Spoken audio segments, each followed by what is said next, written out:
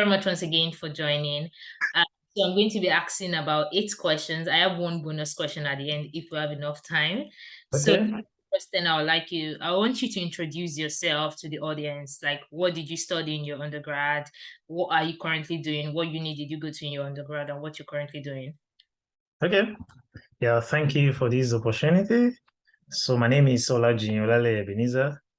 So I studied medical laboratory science from the Ladoke Akitola University of Technology, Ogbomoso, Nigeria. So, MLS is like having like 4 specialty. So I specialize in chemical pathology. So once I finished the whole thing, I went for internship in Federal Medical Center, Makurdi. I also served in Makurdi. So currently, I'm a PhD student in University of Maine in the United States of America. So I'm studying PhD Biomedical Sciences. So my research mostly is focused on cancer metabolism and immunology. Yeah. That's beautiful. Thank you so much. So Okay. now, my second question is like, after leaving school, like after you finished MLS, before internship, and we all knew that it was going to be internship, then NYC. Like, what was your plan? What did you see yourself doing after NYC? Was PhD in D, or what exactly was your plan after school initially? Okay. So, before finishing university, like I already had this kind of mindset in my mind, like, guy, I want to go, like, I want to further my study, and I don't want to do that in Nigeria. And also, I think one of the things that helped me is mentorship. I had a lot of mentors that already had told me that, guy, you can actually do PhD directly from your undergrad. So before I finished school, I already know those routes. I know things to do and the likes. So, immediately I finished school and I had to wait like 7 months before I get internship. So it was a kind of very crazy experience. But during those times, I was using the time to read a lot of things. I was having certification courses. I had to join my friends. We publish review articles. So I was doing all those things during those time and, gathering my thoughts, learning a lot of things, skills that can at least improve my CV. So after that, I started internship. I started the scholarship process. I started applying as much as possible. I applied for examinations. I wrote TOEFL exam. I was sending email to professors, doing all those things. Now I was not getting results, and it was kind of very frustrating. So because of that, I already had plan B. My plan B was that I was serving with NGO. I was like, okay, at all, if scholarship no work, make I find way like enter job. I Yeah. don't want to do government work. So I was finding a way I can enter NGO. So with that, I was already sending application towards the end of my NYC. Like, okay, if scholarship is not working, this one must also enter. So those are my plans during those things. And fortunately, it works out.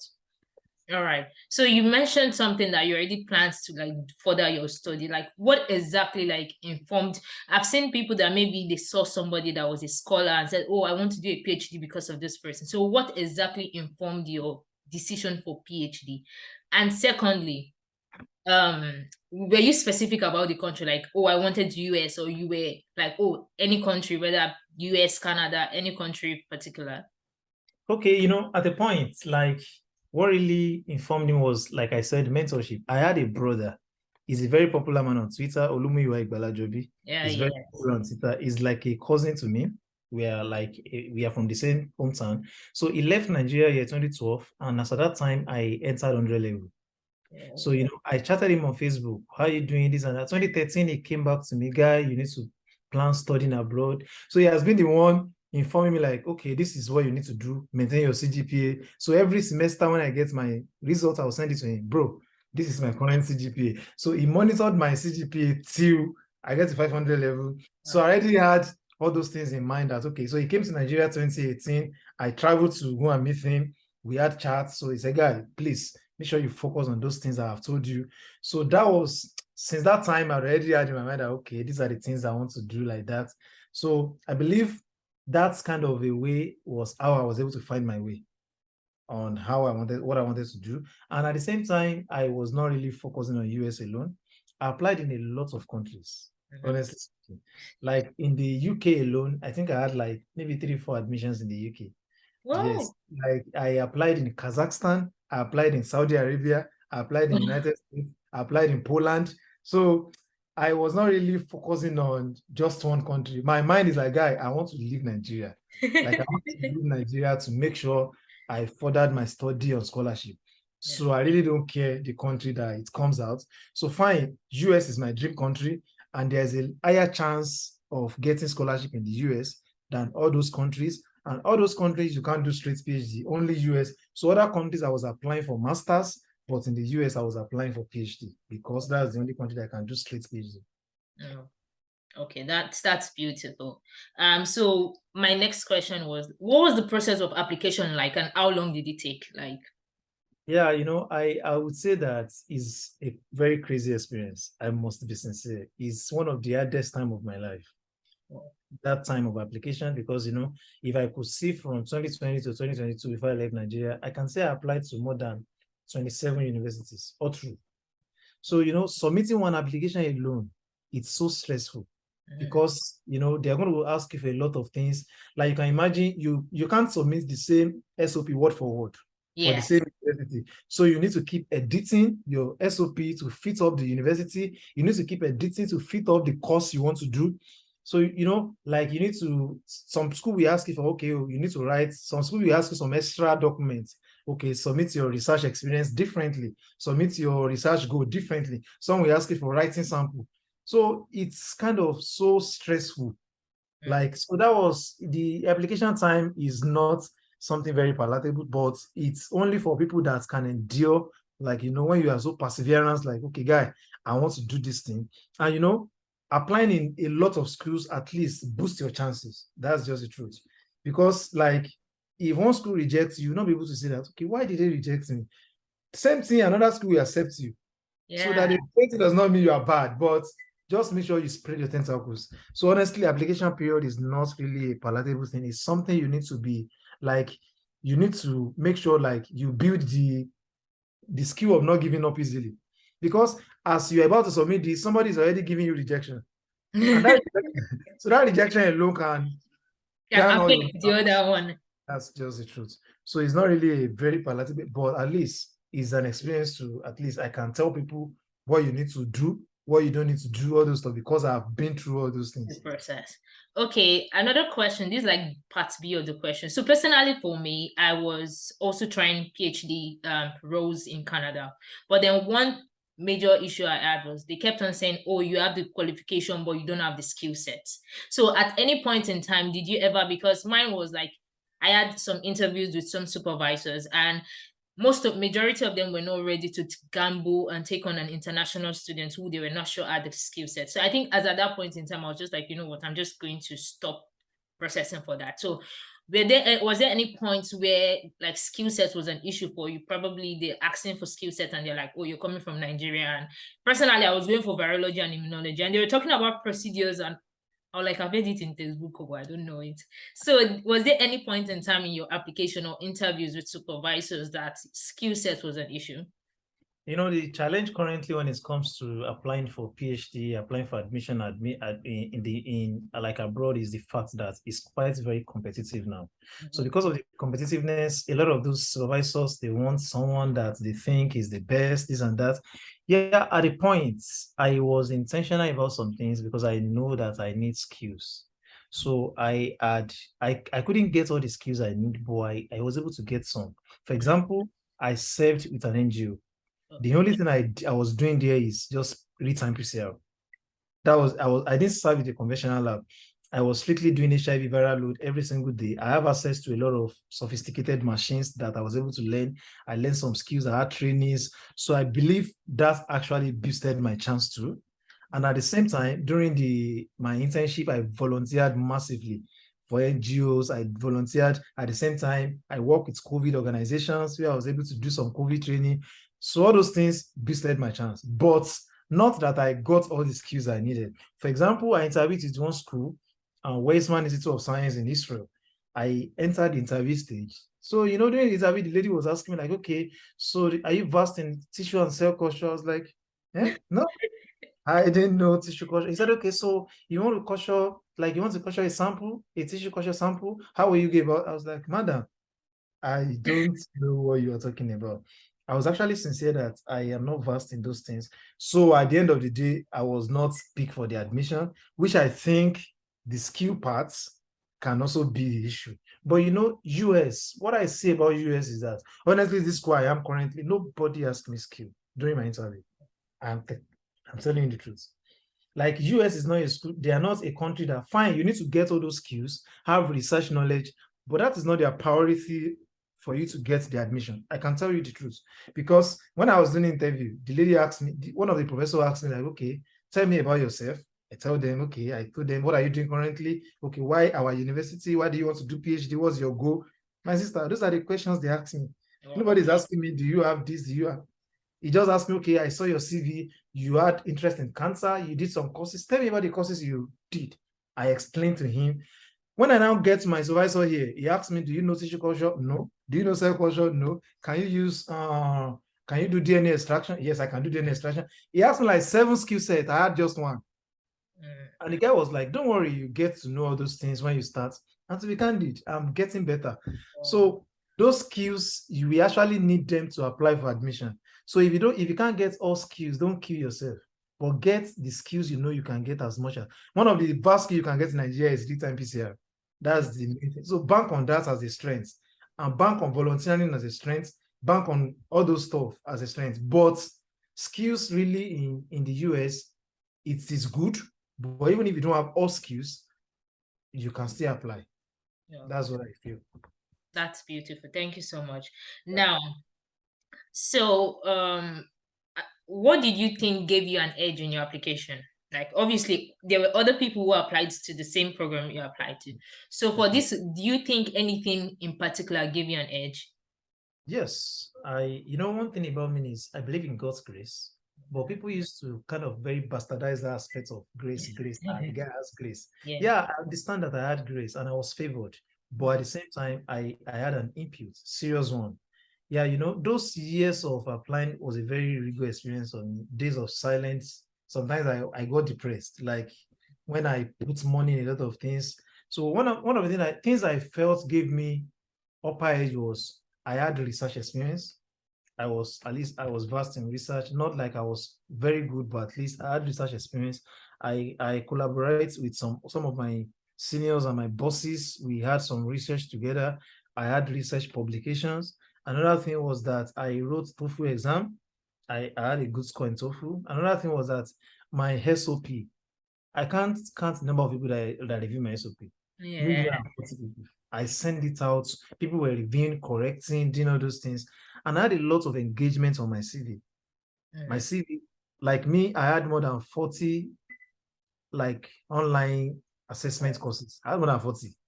I had to select from them that fit the course I want to study. For example, I applied for PhD Biomedical Sciences. So all my continuing education was focusing on personalized medicine, cancer metastasis. Those are the courses I've done. I had a lot of volunteering experiences. I volunteered a lot, like awards I've won during internship, during secondary school days, during university days. I attended conferences, both online and offline conferences. So I believe that all those things gave me edge. My work experiences, the skill set I had. So I believe that those things actually gave me at least a better chance. Yeah. Okay, now you've started for a few months now. I don't know, a month or two. So I started like 4 months ago. Well, 4 months ago. So now what has been your experience since you started the program? Like, have your expectations been met? Like, what you think about PhD? Like, has anything changed right now? Honestly, I can say that going out of Nigeria to study is one of the best things that can happen to you if you are interested in academics. Fine, we are not saying that our country is bad. No, but the truth is this: we don't have access to things we need. That's just the reality. There's no investment in the education sector. So I tell people, don't have the mentality of the JAPA alone. But if you have the mindset of you want to study, you want to gain massive knowledge, focus on it and go out. Because, like, to be candid, I can say United States is one of the best country you can talk about when it comes to research. And like, I'm someone that I love personalized medicine. Like, there are some things I've read. I read CAT therapy. I read this. When I entered lab, I was like, okay, so this is CAT therapy. Like, seriously? When I get asked how they do genetic manipulation, gene remodeling, I was like, oh, yeah, CRISPR. I've read all these things, but now I can see them face to face. Like currently, I have some skills now. I can do flow cytometry like conveniently. I can do a lot of things that ideally I could not have access to in Nigeria. So I can say that a lot. Fine, I just started and I know that I have a lot of things to learn, but a lot of orientation has changed when you're in the academic settings and you have people that want you to grow. Nobody is wishing you. Everybody wants you to get better. Nobody is hiding skill from you. People want to pour out things to you. So it's an environment that will make you to do better and of course make you just want to pull one of like your best and of course get better. So I believe that a lot of things has changed. That's just something I've seen a lot of things. That's really beautiful to know. So, for people who want to apply for a PhD program in the US, what are the basic things they should have, like exam requirements, or what do you think are the basic things at least they should sort out for transcript and all that? What are the basic requirements that you should have if you're planning to apply for a PhD in the US? Okay. Yeah, the first thing I'm going to say is this. If you want to apply for PhD, don't just rush to admission. Don't rush to it like my friend is applying, I want to apply. You get breakfast. And the more breakfast you get, the more it makes it difficult for you. And like your energy will reduce. So the advice I would just give people is just chill. Number one, chill. Now, once you don't chill and calm down, there is a place of preparation. You have a massive preparation. Like currently now, admission is closing. The next admission is August next year. So you have pretty like 8 good months to prepare towards application next year. So things I expect you to do now is sit down, now start strategizing. Now, the first thing is get all your documents out of your university, like your certificates, your transcripts. Now, people have challenges of getting those things in Nigeria. Now, if you're applying to United States, a lot of schools take what we call unofficial transcripts. For example, maybe That's you have your student results from, transcript, right? yes, student transcript. Or like LAUTECH now, I did not even collect student transcripts. What I did, because my school, every semester they print out results for us, my department. They'll print for semester 100 level. They used to print it for us. Those are the results I gathered. I turned them to PDF and Wow. I used them as my unofficial transcript. That was what I submitted to the University of Maine I am currently. Oh, And when I got the admission, I had to notify my school. They now sent my official transcript to them. So please get all those things out. If your school is the one that gives student transcript, get it out. Another thing you can't joke with is your international passport. People don't prepare for things like that. When they now want to start admission, at that point, they are starting passport. Passport will now be a frustration. yeah. Everything is available. Your passport will now be a frustration to you. And you can't apply because some of them will need your passport number during your application phase. So if you know you're applying for admission next year, get on your passport now. Now, another thing is that get some volunteering experience. For example, you told me you want to go and study public health. What have you done in public health field? Nothing. You've not done any advocacy. You've not done any volunteering. You don't help people in your community. You don't have any record. It's not good enough. Volunteer. If somebody said, okay, there is advocacy or blood drive, go and join them. If someone says, okay, we want to clean our environment today, can you join them? Let them be in your CV. It shows you are responsible in your community and environment. So make sure you volunteer. If you're someone that, okay, you want to do, like, let your volunteering be strategic. Like what you want to do, like even if it is not strategic, just volunteer. Have volunteering experiences. Another thing is that get some certification courses apart from your BSc or BTech. Like for example, I said I did some courses in personalized medicine. I did courses in cancer immunology. I did courses on cancer metastasis. Funniest thing, when I was doing interview, the professor said, "Oh, I saw that you did course on cancer introduction from John Hopkins. Can you tell us what you learned from it?" He asked me that question. I was like, "Well done. This is what I really want because I know what you asked me." I had to scatter the whole cancer for him, cancer pathway, cancer metastasis, all mark of cancer. He was convinced, like, guy, You you know know what what you're you're actually saying. doing. And I believe that was one of the way by which I won their hearts during the interview. So please get certification courses to back up your certificate. Another thing is that start gathering CVs. You can't just dump any CV to them. Gather CVs and see how people construct academic CV. Now, when you see how people construct academic CV, things you've not got them, start getting them together so that you're going to have a CV that makes sense. Start looking at how did people write academic CV. Start looking like how did people write SOP. Start gathering a lot of SOPs that fit to your what you want to do. Read a lot of SOPs. Give yourself insight. You think to the beginning of your life. How did I arrive here? So that you can, it's not now be like a month to admission. You now start writing as you'll be confused. So let it look like you are starting now. Another thing is that if you are someone like some university will tell you that TOEFL and GRE is not compulsory. That's the truth. Some schools, in fact, my school, I told you I wrote TOEFL. Till tomorrow, they didn't ask me the TOEFL. I submitted it. They didn't, the meaning is that they didn't use it. But to be sincere, English exam will be an advantage to you. It can be a disadvantage. It will always be an advantage to you. So if you are planning to write TOEFL, start planning now. Write it towards next year, April, May. And of course, start preparing from now. You will ace it. That's another thing. If you're planning to write IELTS, planning to write TOEFL, don't let it like a month to your application, you now start rushing. You will just module up everything together. That's another thing. And if you are someone that you have strength to write GRE, take it from me. GRE will give you upper edge. Like me now, I know fit. I had to run away from GRE. I don't have the strength. But some people have the strength. I have a friend, she got 6 PhD admission in the US. Wow. She got 6 PhD chemistry. This girl she had first class. At the same time, she wrote GRE. She had almost 30 something of 340. She wrote TOEFL. She had 6 PhD. She had to choose from one of it.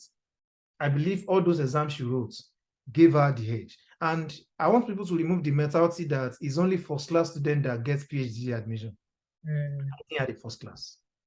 I finished with 4.09 or 5 and had a PhD admission. So at least that one has shown evidence that it's not about first class alone. Yes. Fine, you have a first class, an advantage for you.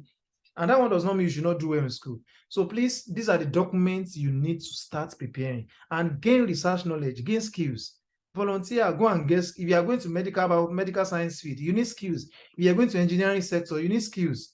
If you are going to, at least, if you tell me you study electrical and electronics engineering, there are some skills that are important in your field.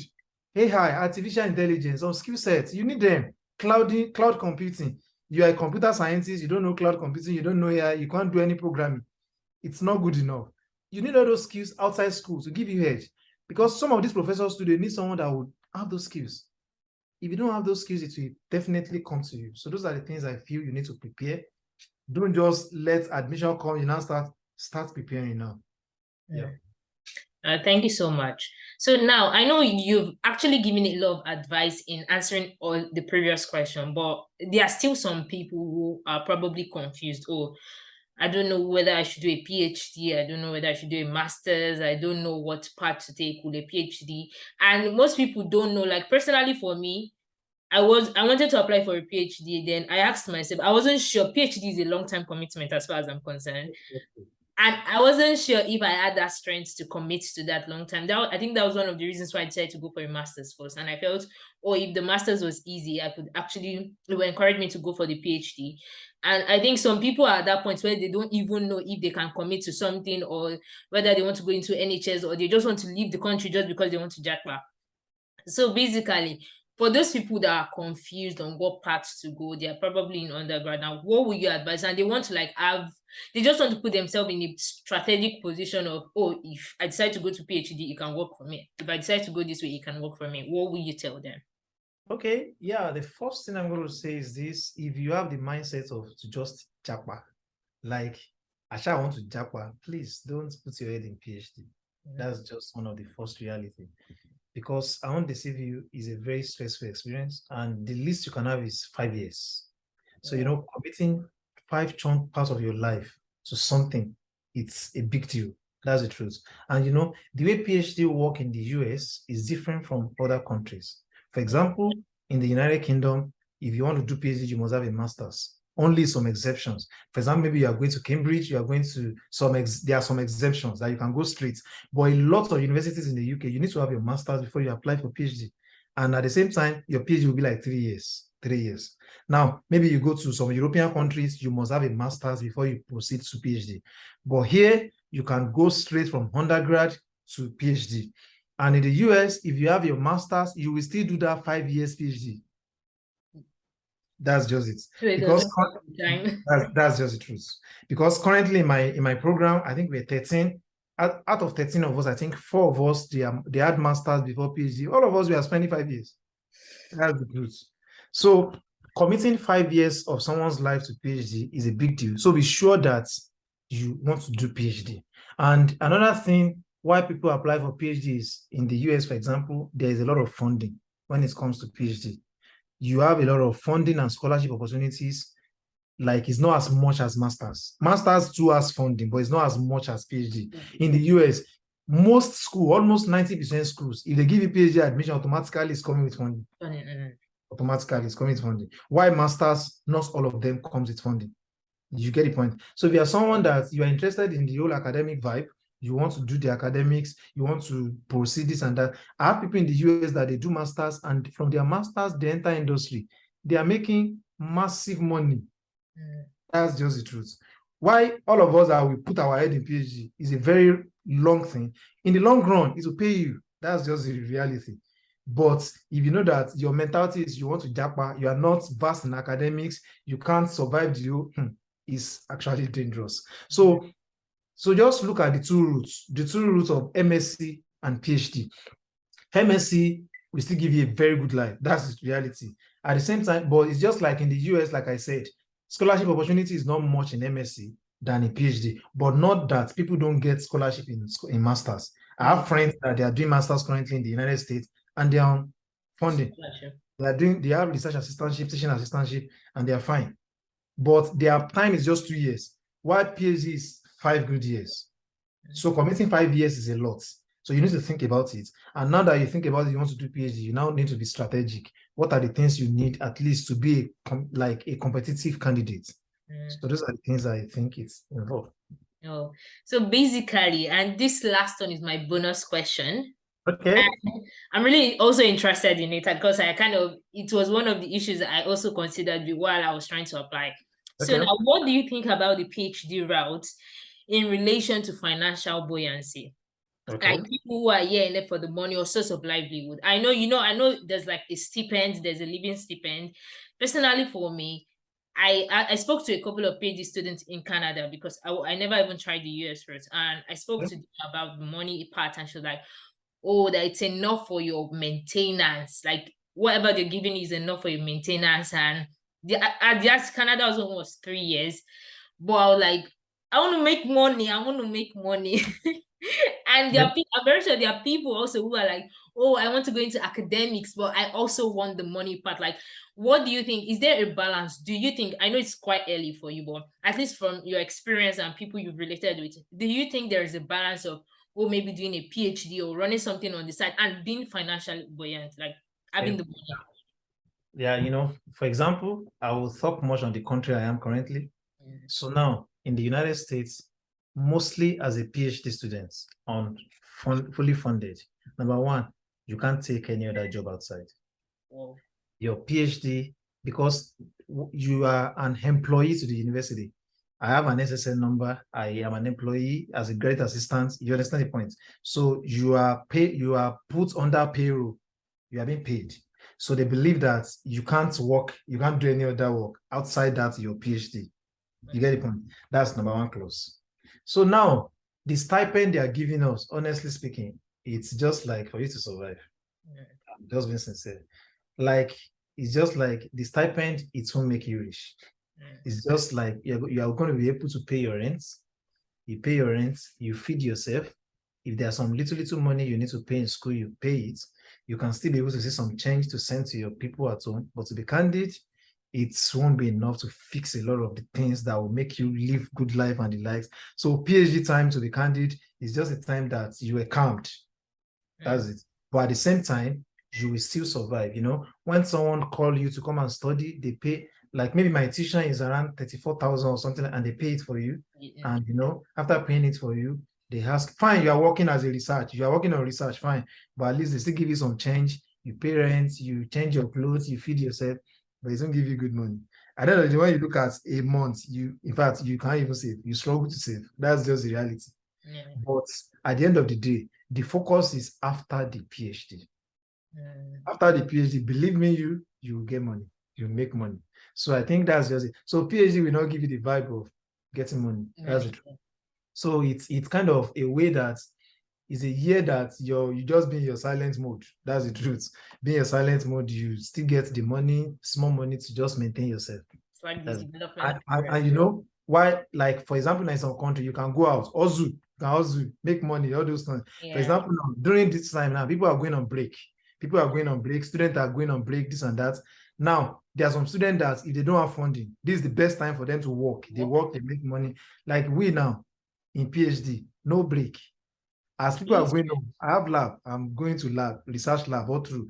By summer, Throughout. when So people are you don't have like Easter break, Christmas break kind of you period. can ask your PI for a week break, 2 weeks break, depending. But PhD is a job.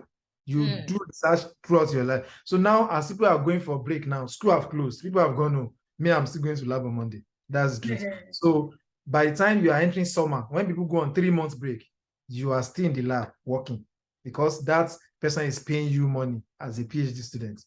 So that's just it. Okay. So do you think there I know you mentioned the clause. Do you think I've seen not in the US, I think she's in Ireland. So she's a PhD student, but she does things like all the scientific conferences, online stuff, online research. Like, so I think a bulk of her money comes off the internet. So she's so do you think if you were to get something like maybe you're a YouTuber or you're doing online conference, will it still affect your class? Definitely, it won't affect. You can get some other source of income that does not interfere with US, fine. But the point is you can't work legally in the US. You get the point? For example, you have side hustle, you do some online stuff, you are a YouTuber, you make money from it, you do conference presentation, you are involved in academics, like give people services, they pay you, you can write paper for people, all those things. It's your business. It doesn't affect any other thing. It's just that you can't, for example, I can't say, okay, guy, now that there is break, let me go and also go to McDonald's and work. I won't be able to work because like it's dangerous for me. Yeah, Some because people do that. Some people do that illegality, but it's dangerous because if they caught you, like it's going to affect your visa status and it's dangerous. Your plan is to study and stay back, and some little things start affecting you understand? But if you have side hustles, some people even have business in Nigeria. They make money in Nigeria in Naira and they still have to still survive with their people. Fine. But the challenge is just that the whole PhD said we not even give you a chance to go and work outside.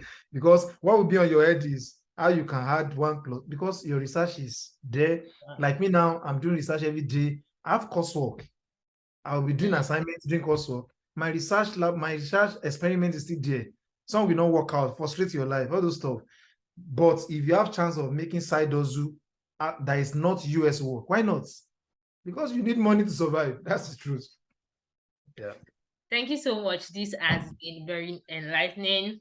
Maybe I'll consider US. I'm not still sure. Yeah, I will say that US would be one of the best place to be.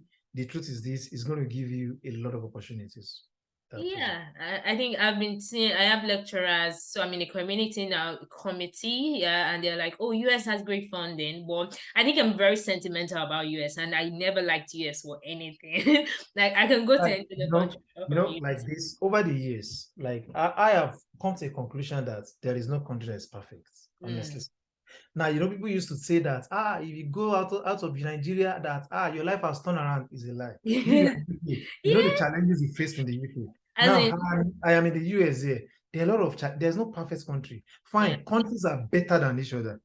Yeah, That's the that's truth. what I told someone. It's just the system. The system is working here, but That's just the truth. I still face this issue. I still wake up and I'm like, God, I'm going to work That's again. the truth. Your people think that when you leave your country, all your challenges, you dump it in your country. It is a lie. They still follow you to where you're going. But systems are better than each other. System here works perfectly. My place of work, I'm talking with you with a MacBook. They gave me in the lab. Yeah, same thing. Like They gave me in the lab. I think that's the cool thing about them. Like I'm working part-time. I have the opportunity to work part-time with my school. So I work with my school currently. And even if I'm a staff, like they gave me a staff ID, they gave me a system, and I was like, why are you Same here giving me too. a system? I'm like, Same here too. really, that's cool. My PI asked me, "Do you have a laptop?" I said, "Yes, I have a laptop. I have an HP." Said, "No, no, no, no, no. You need a good laptop."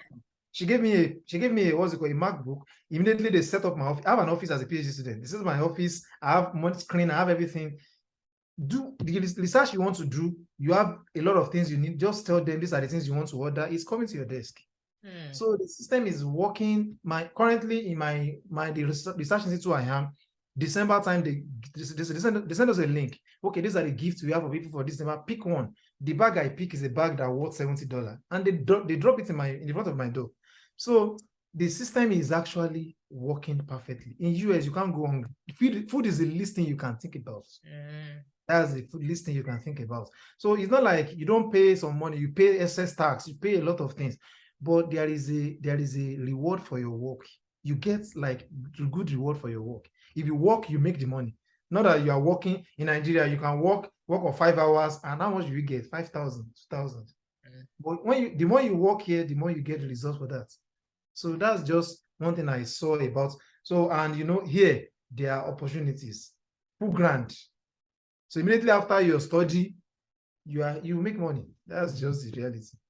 That's it. So thank you so much. Like it's been 30 minutes plus. Thank you so much for your time. I really appreciate it. Trust me, I don't take it for granted. Thank Thank you you so much. so much. So I don't know if you don't mind. So when I post the video, if I could put maybe the link to your LinkedIn profile or something. Oh, it's fine. Yeah. So thank Yeah. you so much very much for your time. I Yeah, really you're appreciate welcome. it. Yeah, thank you And so much for this I opportunity. hope you're going to be a mentor in our PhD. So when man come, I'll be like, excuse me, oh, I need this. I will be So glad you to do can that. I mentor. will really be glad to do that. Oh, Yeah. thank you so much for your Thank time. you. Thank I really you. hope you have a wonderful Yeah, Christmas and a and you, new year also. and you too. Thank you so much. All right, Have a take nice care. evening. Yeah. All right, bye. Bye. Yeah.